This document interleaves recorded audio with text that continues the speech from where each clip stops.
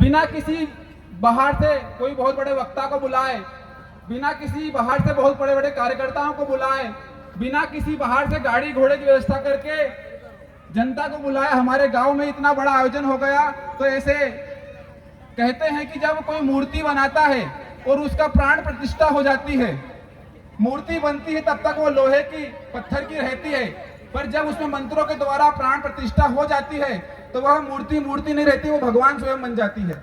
तो वैसे ही अभी तक आपके गांव में लग रहा होगा कि हमारे नेमीचंद भैया है, हमारे गांव के हैं, पर इस प्राण प्रतिष्ठा, इस व्यासपीठ के माध्यम से आज उनकी प्राण प्रतिष्ठा हो गई है और सिंगाजी महाराज का ऐसा आशीर्वाद हो गया कि आज वह संत के रूप में हम सबके सामने हैं।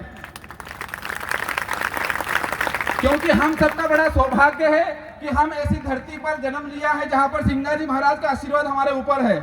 हम बड़े सौभाग्यशाली हैं कि मां नर्मदा का आंचल हमारे पास में है। तो हम बड़े ही सौभाग्यशाली हैं कि ऐसे नेमीचंद जी के रूप में, संत के रूप में हमारे गांव में ही अवतार लिए हैं। तो इनकी प्राण प्रतिष्ठा हो गई है। आज से यह हमारे नेमीचंद जी नहीं, हमारे गांव के ब्राह्मण हो गए, हमारे गांव के पूजा पाठ करने वाले हो गए, हमारे गांव के इन्होंने प्राण प्रतिष्ठा हो गई है।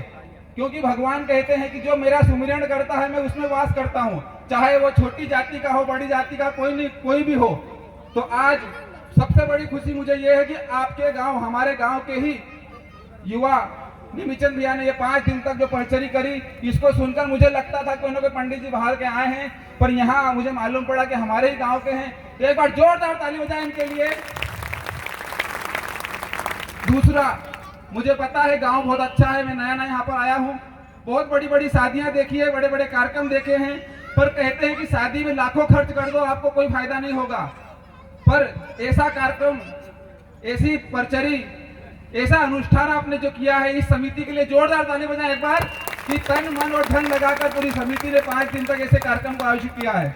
क्योंकि शादी होने के बाद 2 दिन खा पी कर लोग भूल जाएंगे, पर ये जो आज कार्यक्रम हुआ है, परिचर्या हुई है, इसमें कहां से आत्माएं आई है, कहां से पुण्यात्माएं आई है, कैसे कैसे हमारे गांव की बुरी हवाएं दूर चली गई, कैसे कैसे बुरे भावनाएं दूर चली गई। क्योंकि जहां दीपक जलता है वहां अंधेरा दूर हो जाता है, और जहां परिचर्या पुराण भागवत होती है वहां से पाप दूर हो जाते हैं।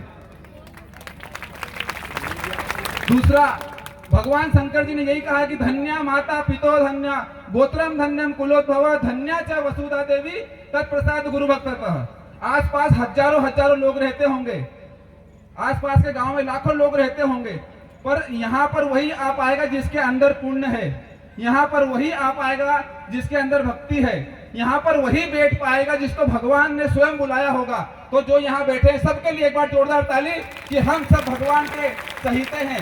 भगवान ने हमको इनविटेशन कार्ड दिया है, भगवान ने हमको आमंत्रण कार्ड दिया है, क्योंकि हम यहाँ बैठ पा रहे हैं। तो ऐसी पुण्य धरा पर आप सबके चरणों में कोटि कोटि प्रणाम, पंडित जी के चरणों में, और युवा साथी जो इधर खड़े हैं आपके चरणों में बहुत बहुत प्रणाम कि शादी ब्याह डीजे इस पर तो आप नाचे होंगे, पर भगवान के काम में आपने अगर 1 घंटा सेवा दी है, अगर 2 घंटे सेवा दी, 150 रुपए अगर दिए हैं और सेवा दिए, पसीना टपकाया है, तो यह आपका व्यर्थ नहीं जाएगा। क्योंकि जब राम जी का ब्रिज बना था, पुल बना था, राम सेतु बना था, तो सबने सेवाएं दी थी। किसी ने पत्थर उठाया, किसी ने एक छोटी सी गिलहरी थी, वह अपने पीठ के ऊपर बालू रेत लेकर जा रही थी। लोगों ने कहा, वानरों ने कहा तू क्या कर रही है, हट यहाँ से, हमको डिस्टर्ब करती है। तो बोले तुम भी वही काम कर रहे हो जो मैं कर रही हूँ, तुम तुम्हारी शक्ति के अनुसार काम कर रहे हो, तो मैं मेरी शक्ति के अनुसार काम कर रही हूँ।